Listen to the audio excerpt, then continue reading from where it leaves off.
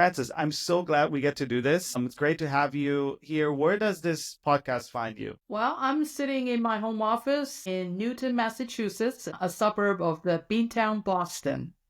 Fantastic. And why don't we get started and you tell us a little bit about yourself? For those of you who don't know you, are not familiar with your work, just to get a little bit of a sense for who you are. Okay. I am I guess some would call it, one person actually called me a wisdom whisperer age of a woman in tech.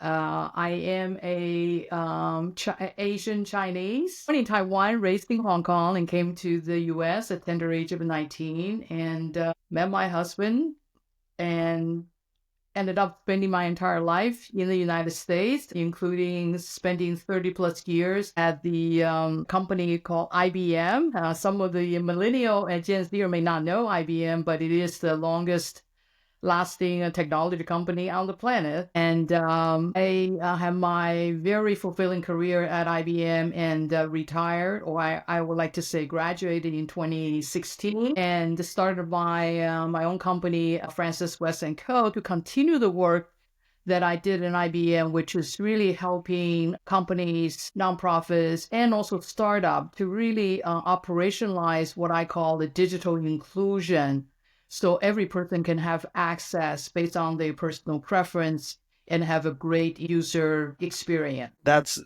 awesome. And, you certainly have inspired me in many, many ways. And to kick us off, just to also summarize a little bit more for people listening and not being familiar entirely with your work, I've been looking forward to this conversation. I'm going to give a little bit of a sense for how I see you and the work that you've done. You really have been a trailblazer and pioneer in a lot of ways. As an executive, as you said, IBM is certainly one of the technology companies that has shaped the world many times over, actually, from initial computing all the way to even on the AI side with Watson, I believe, being the really first widely available AI technology provider, but also as a leader in digital inclusion, as IBM's first ever chief accessibility officer, and really shaping then not only the technology delivery, but also how humans interact with that technology. And since you've also been advising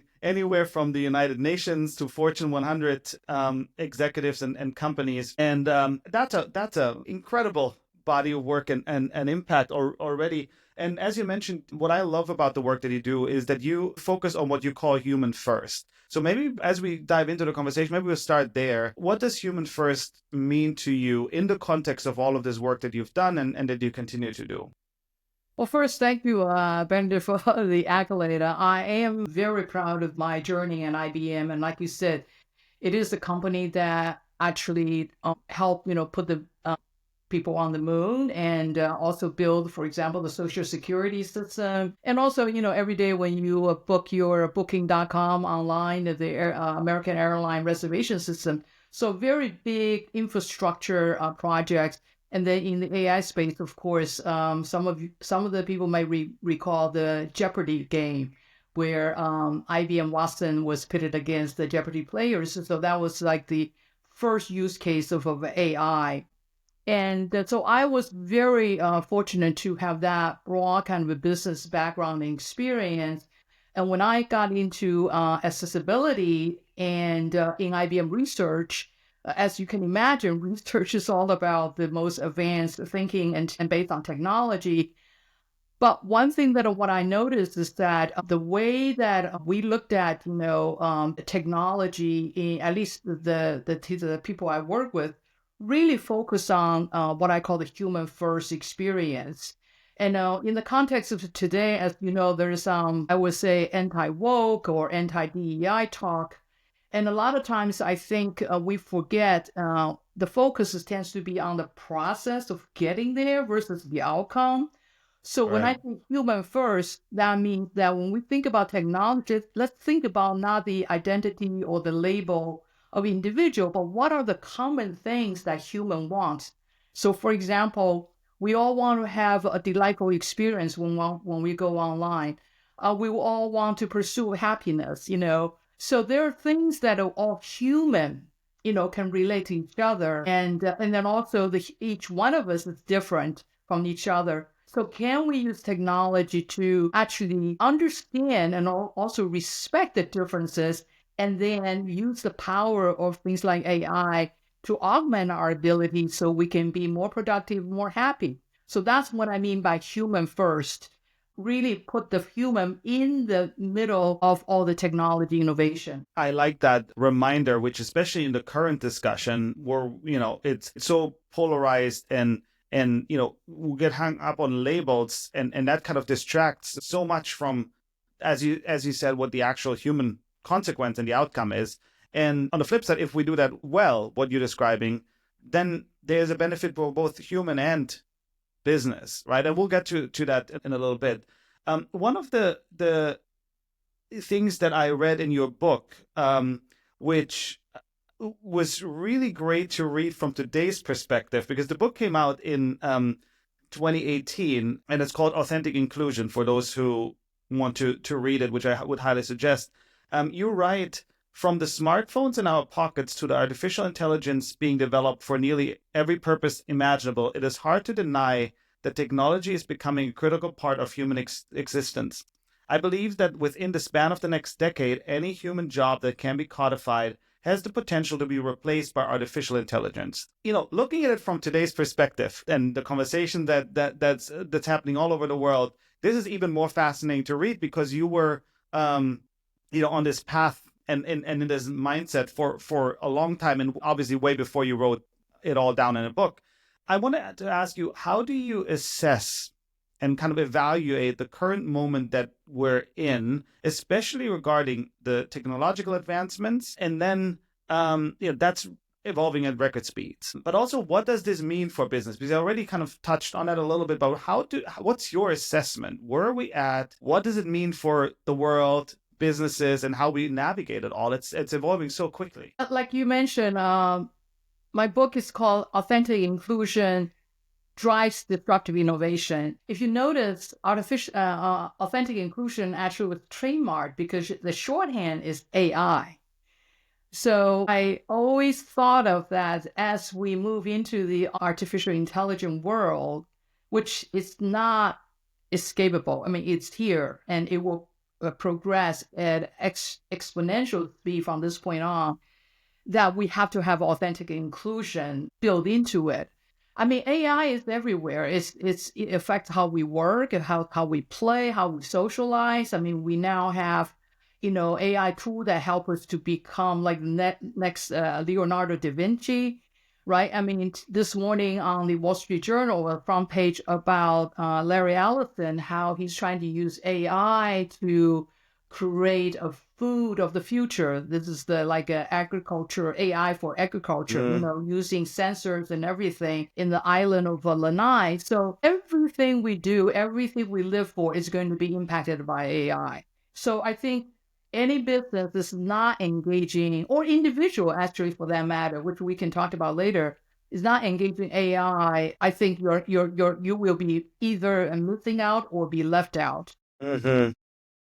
But at the same time, I think there is such a hype. It came about, of course, thanks to ChatGPT, 2.5 years ago, it came onto scene and all of a sudden everybody got blown away. I don't think we need to freak out about it. I mean, we're at the very beginning of the AI evolution or revolution. And my analogy is just like, it's like having a child. A lot of us, before you have a child, you never know what a child's being, it's like.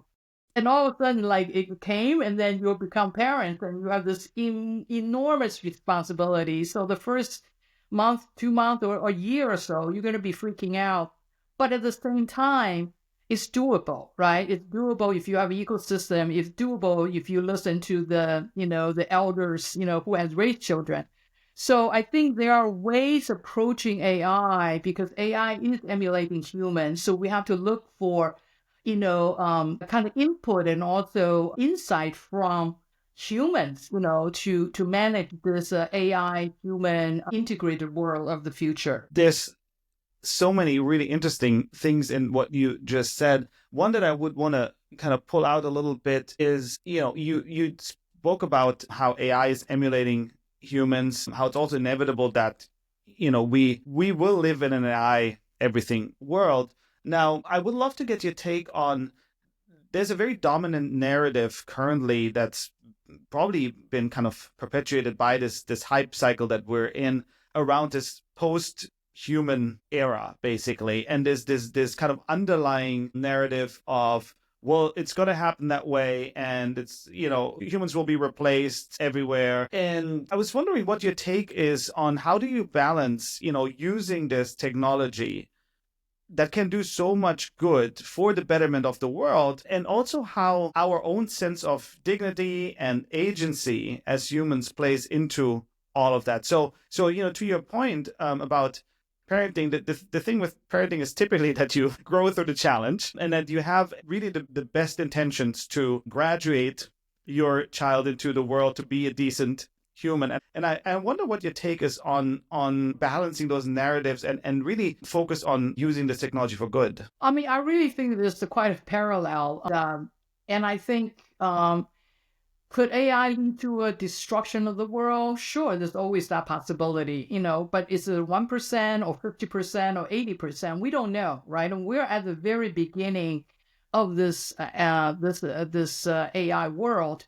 But AI is built by human, so it's a choice we have to make as to what kind of AI world we want it to be. And that's why I think we talked about before when we last chatted, the timing of, for example, really elevating the human element, a human kind of traits and character, and also these, what I call more of a kind of a soft power of human, like ethics, like a trust, like responsibility is so crucial. Because just like raising a child, if you don't infuse the child with value, with principle early on, Right. chances are, they're going to go rogue or go Yes. off the rails, so to speak.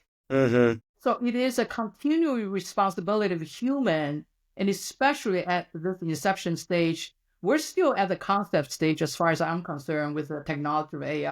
And that's why it's so important we have to have diversity of thoughts, diversity of experience, diversity of insight, and also expectation to come together and build this quote unquote a human equivalent. So when I kind of go back in technology history, which you have been a big part of shaping, as we talked about before, then I can totally follow your argument here. When we're looking at especially the rise of personal computing and then all the way into the internet, we knew a lot of what you just stated, and yet when it came to digital inclusion, there was this whole move fast and break things mentality, right? And so we actually, in fact, excluded a lot of folks that in turn could not become core contributors to economy, society, use the technology that we've built. So what is your take on how do we avoid that in this current moment now, where, it is very nascent, it has a ton of potential, but it is also built on pretty much all the data that we've produced so far as humanity, which is, to a certain degree, not complete, let's say it that way. I don't want to necessarily say biased, although that may be also true, but certainly not complete because we've been missing out on bringing a lot of people's perspective into the data set. So what's your take? What would be kind of an actionable, from you have been shaping a lot of this, what would be an actionable kind of way to do better in this very nascent stage of AI development and deployment? Well, I think if you, like you said, I guess I have the benefit of really watching the technology wave, and if you look at the computer, when in the very beginning, is really just meant for speed, right? For productivity. I remember when I first entered IBM sales school, they talked about 3 characters of computer, which is RAS: reliability, ability, and availability, right? This big mainframe computer. Yes. To make sure that you have that kind of competitive advantage. And now, fast forward, back then, the computer was sitting in the back room. Nobody sees it, right? I mean, most people don't even know there is a thing called computer, but it's cranking away. But it did drive their productivity, right? And help to, create a better accounting system and better manufacturing system and so on. Fast forward, now we have the form factor of a cell phone. And all of a sudden, the consumerization and also personalization of technology, which thanks to the advancement of chips and all these, hardware, everybody can use it. So it's a democratizing the technology. But because everybody uses it, I think a lot of the technologists of today, because the technology move a little faster than human brain can caught up, Yes. kind of caught us by surprise or not by intention, but we did not think about the impact on the human, didn't think about human first, because we're actually following a model of let's just do it faster, better, Yeah. but not realizing that human is different than the mainframe computer. Just faster is not necessarily better, right? Mm-hmm. So I think this is the time now we have a new wave of a technology called AI, quantum computing is coming. That's And I right. think will be even faster than what we can imagine with 5G, 6G, and all that. Mm-hmm. This time, I think we have to really be very mindful that to know that because it's so pervasive, it's so impactful that we have to think about the human impact, human insight in the onto the beginning of the build out of this technology. I don't think we can excuse ourselves second time around. And I think that's why collectively through, your podcast and your work, for those of us who've been in this field for a while and more kind of focus on the human experience, this is a time to really speak up and stand up. Yeah, I think that's extremely well said, which is a great segue into the second quote that I pulled from your book, and I promise I won't quote the whole book, although there's a lot of good stuff in there. But this is great because you also go into basically embracing the idea that this artificial intelligence wave will kind of go through the world and become part of our every existence. But you also talk about basically what that means for humans. So I want to read the quote and then ask you about that. The quote is, "We need to consider the human attributes that a machine cannot codify as easily. Things like creativity, empathy, and collaboration, or character traits like persistence and grit.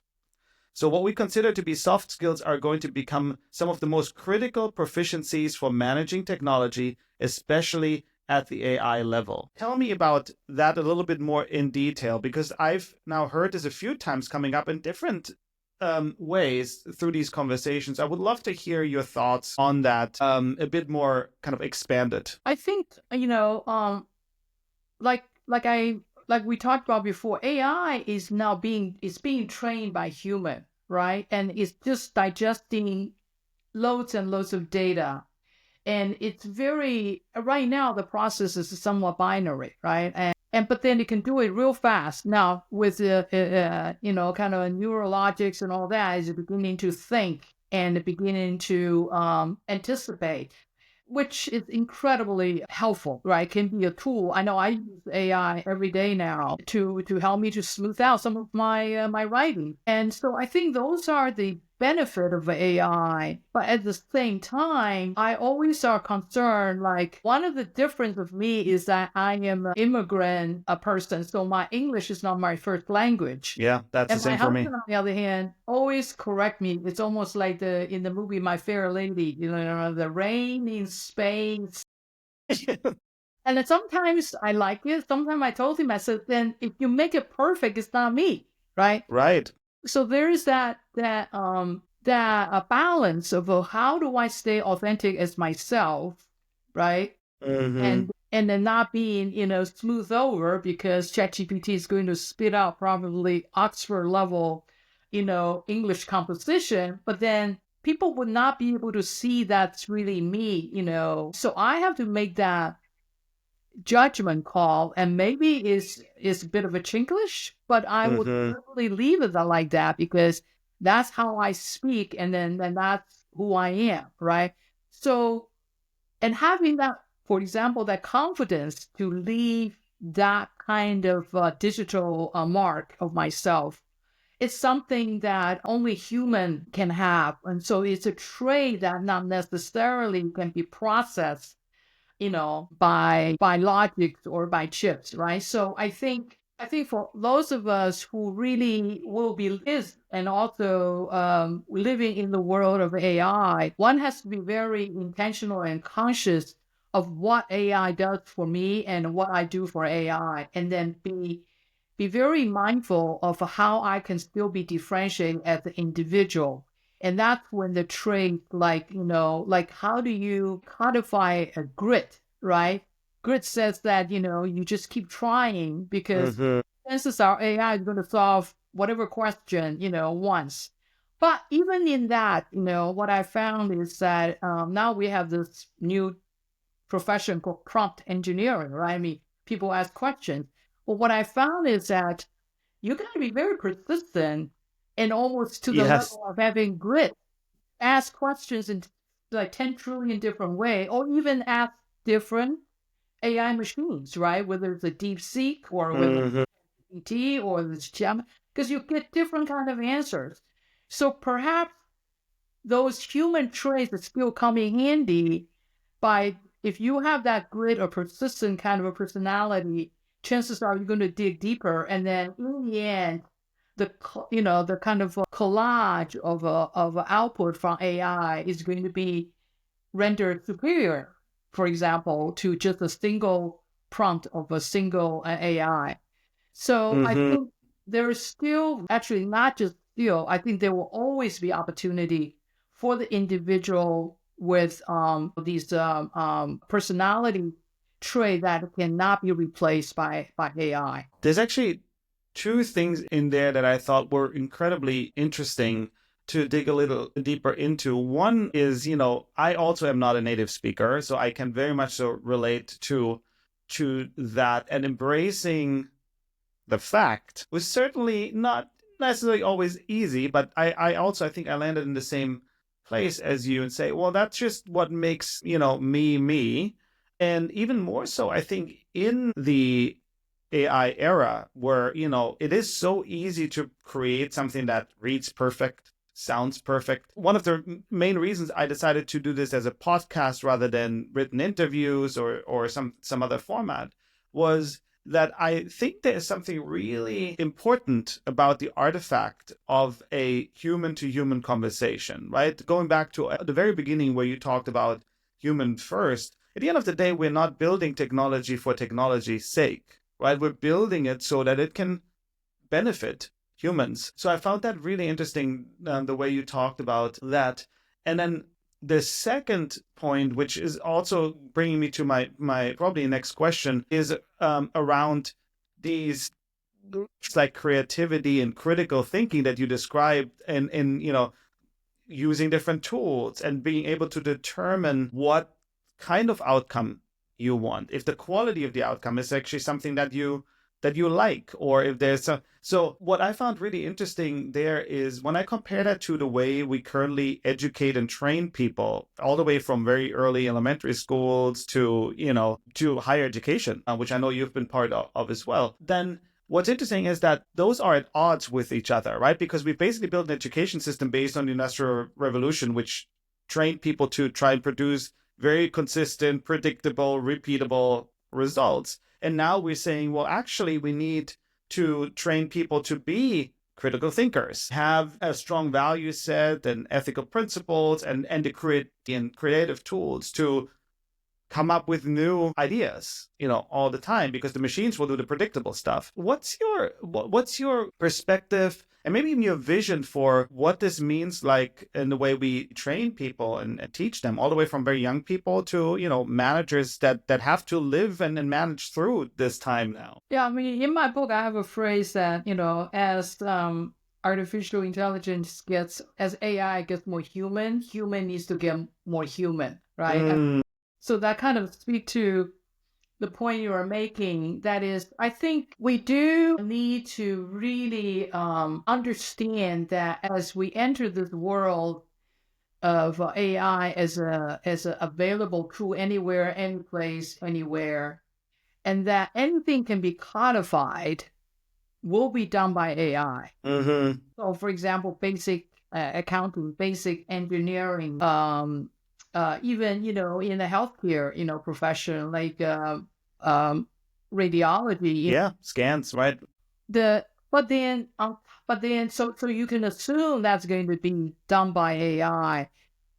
But the interpretive skill sets, right, the analytical skill sets, and the collaboration skill sets, those going to be the most, useful skill set one has to have.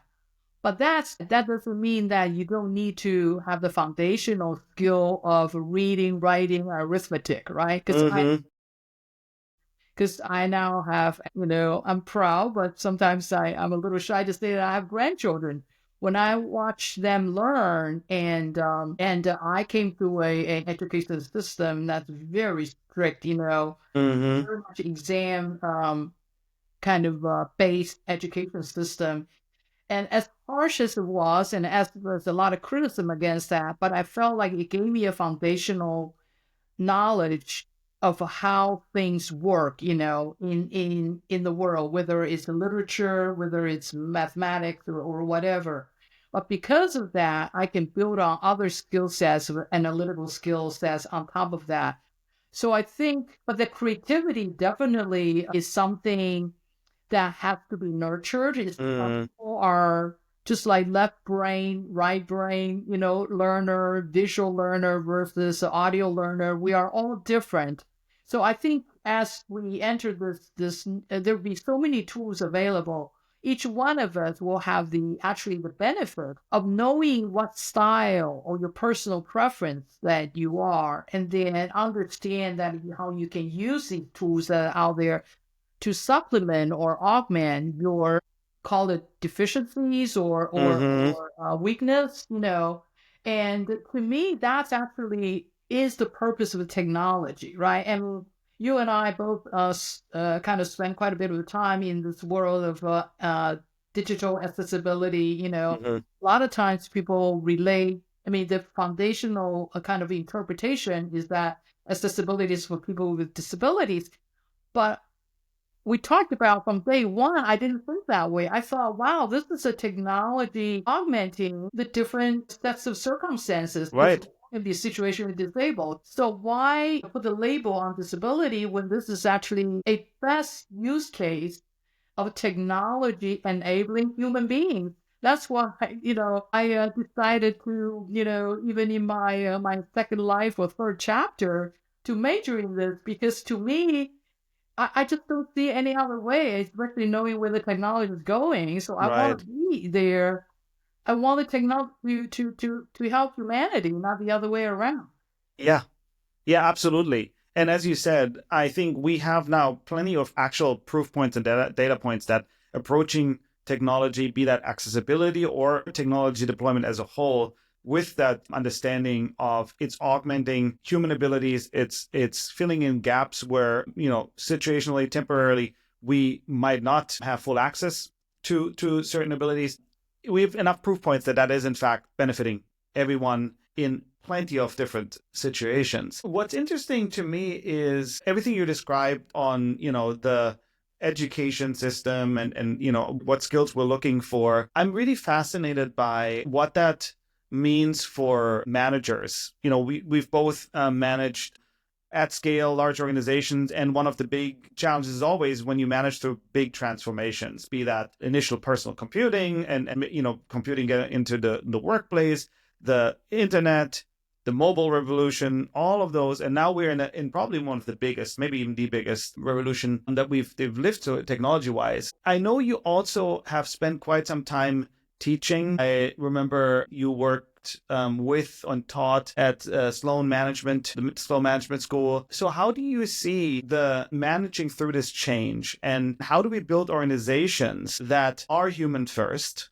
that are embracing the challenges that and opportunities that come with the deployment of AI specifically, but then also really figure out that transition from old world skills to new world skills? What's your take on that? Yeah, so I got involved with initiative that was started, like you mentioned, by the Slow Management School actually during the pandemic, and they had an initiative really begin to look at what the future, excuse me, business leader needs to possess, right? And if you look at before, there seems to be always, focusing on, I would say, kind of more of operational skills, Yeah. I mean, it included some, for example, you got to be teamwork oriented, you got to collaboration, good communication skills, and so on and so forth. But I think what they realized is that, these what we call the soft skills, Mm-hmm. responsibility and trust. These are very important skill set that we have to infuse, especially with our MBA, the business leaders, right? Yeah. Because let's face it, I mean, I worked for a for-profit company, IBM, all my life, and Mm-hmm. the money makes the world go around, right? It's absolutely crucial that we have to have business.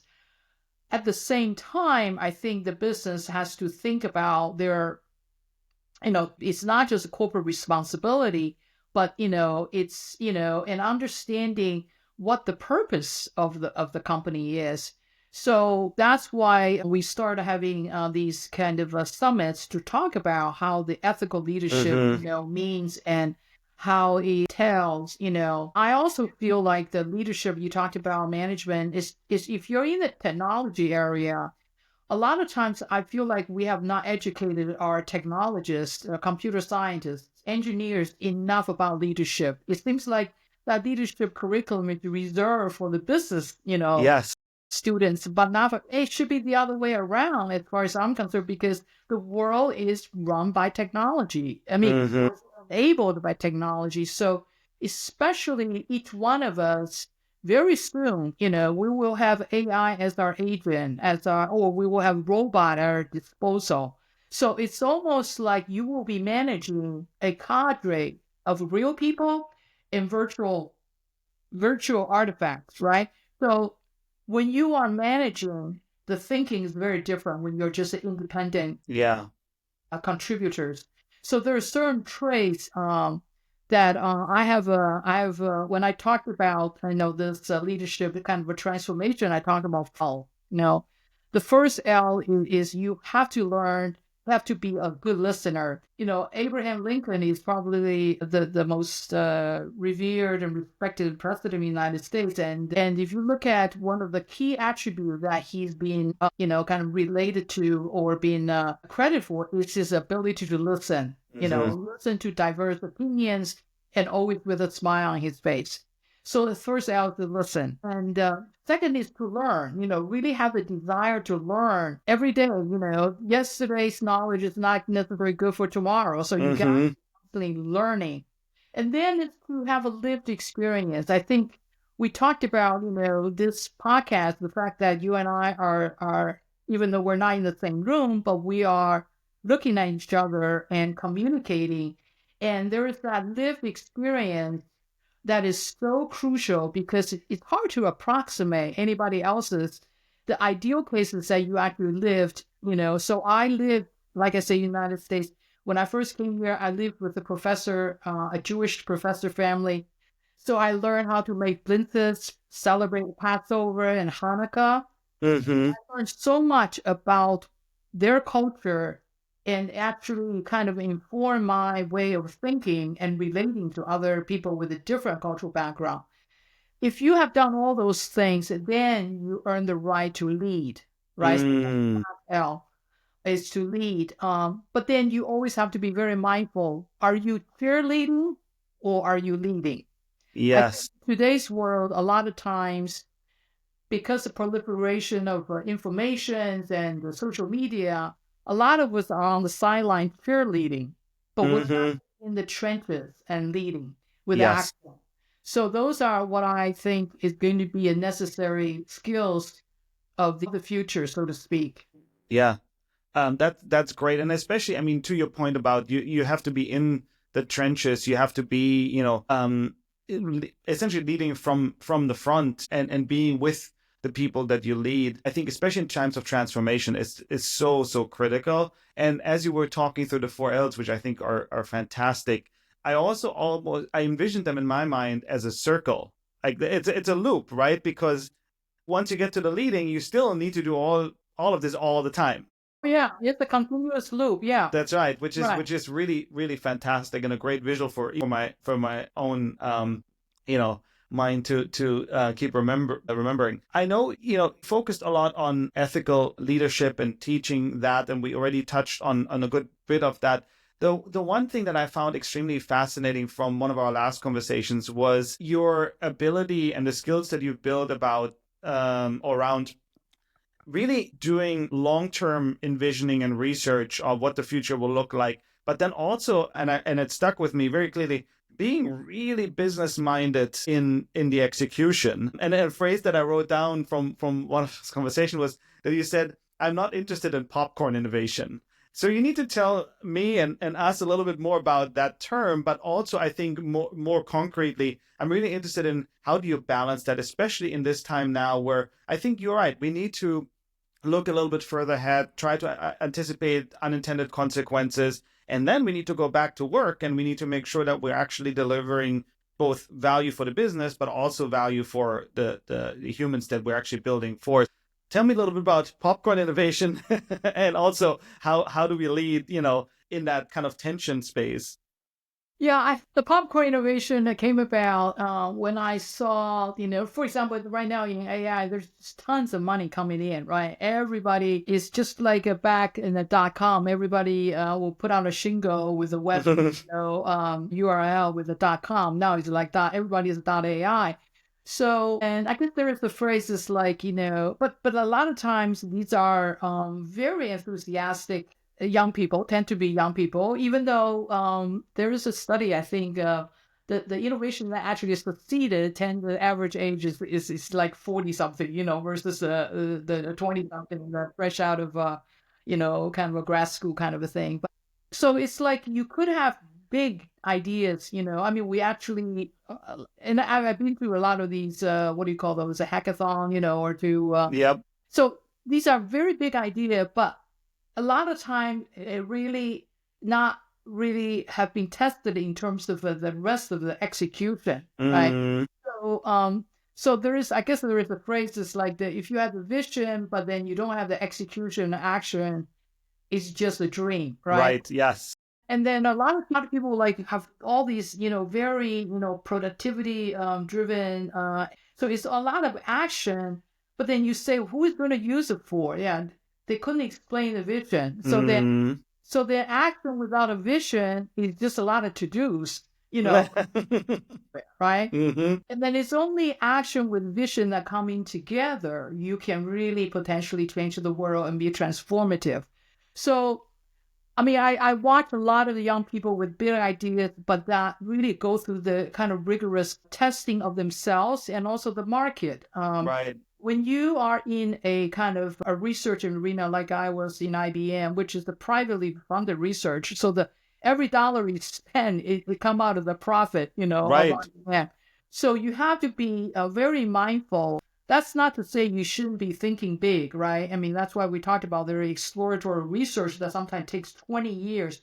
But then you have a very, very disciplined approach to say, okay, maybe it's 20-year out, but at the 10-year mark, we begin to test out, if Right. there's some one or two customers is what we call the one of a kind customers will be interested in. Then you start testing a few of a kind. Then you test out many of a kind. Then you start thinking, can I mass customize this thing to the marketplace, right? And then you are also very mindful that this could become commoditized because, like anything, if it's good stuff, people are going to copy you, That's right? right. So then you better start another innovation curve. So there's a whole school of thoughts, a whole discipline that needs to be at least in the back of your mind, if you're going to, really make it big, there are very few unicorns out there, but there are a lot of successful companies. And I've the fortune to be working with some of these, not quite startup, but they're growth companies. And then you look at every one of them,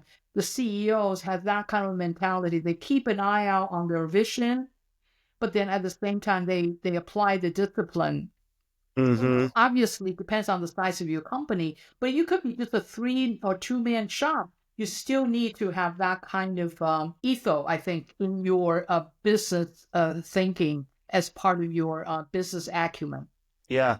I think, the way you talk through this is clear and actionable. And I also see the same things where, on the one hand, a lot of teams out there, a lot of founders out there with just a dream, right? And then mistaking action for progress. On the other hand, there's also plenty that really manage really well to balance that. That also, I mean, there's an inner tension too, first and foremost, right? To say, okay, yeah, I see the big vision, but I also know that I can only get there if I'm taking the right steps on a daily, quarterly, yearly basis.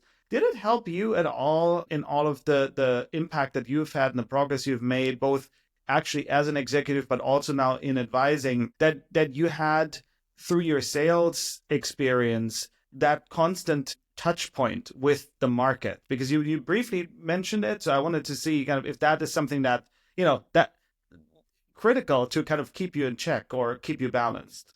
Absolutely. I mean, like we discussed in our last call, I'm actually accidental accessibility slash digital inclusion person.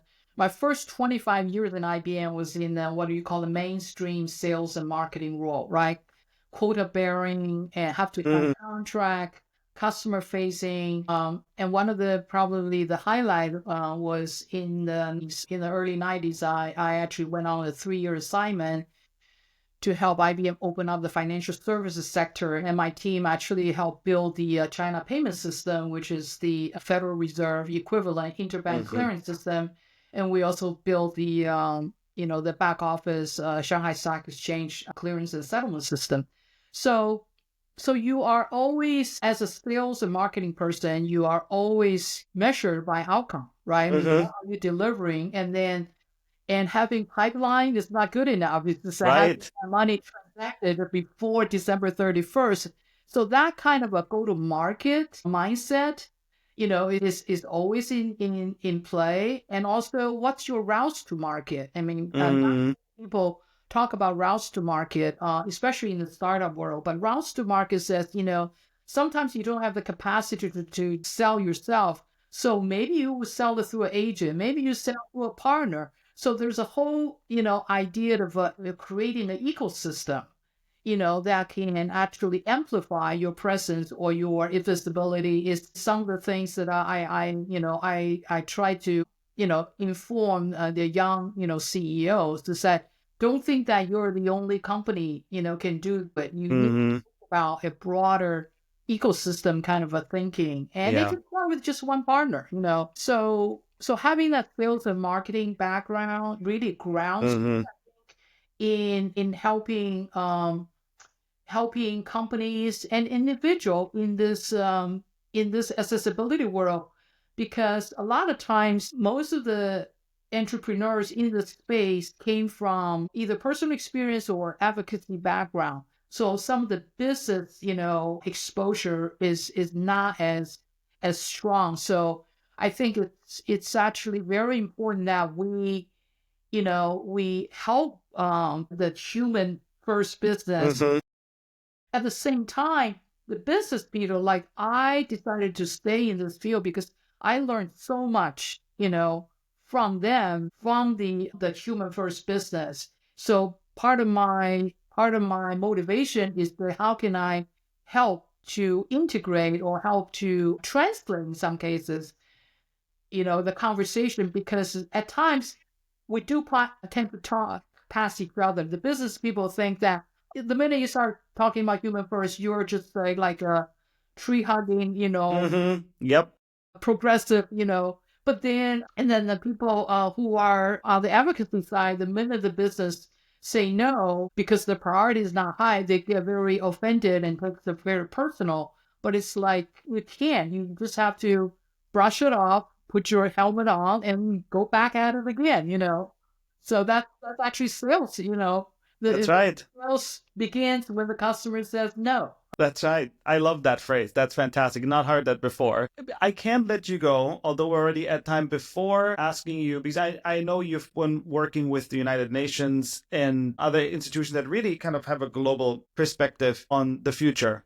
And one of the the main reasons or the main things I want to explore with this podcast is what does the humanistic future of business leadership look like? Because there's certain aspects of traditional business leadership that have not served us well or have certainly gotten us worldwide into some trouble. So what is your vision for the future of business leadership with everything you've seen, with the big transformation that we're in right now? How do you envision leadership to evolve as we go, and what does that mean for the world? Yeah, I kind of laid it out in my book when I wrote it back in 2018. I feel very strongly that the business leadership of present and also in the future, because the AI or the technology impact, have to be very mindful to align profit with principle and purpose. Mm-hmm. And so the principle, of course, is some of the things we talked about, right? Ethic and trust and responsibility. And purpose is like, why are you in this business?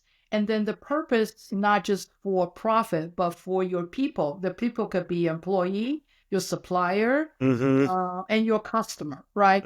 Very clear that making money is absolutely important. But then let's not forget that it should be principle driven and with a purpose. And then what do I see as a leader that will be kind of needed for this new world? In addition to the 4 L's, I have a 4 C. The first one is you have to be very confident, right? I mean, the leader of this era going forward is a very disrupted, unpredictable world. All the playbook is out the window, right? Between geopolitics, between climate change, between pandemic, economic ups and downs, you have to have confidence that you can lead. And then I think it's very important that you have conviction, that you really, want to lead, and then you know how to lead, and then be clear about how you articulate, that.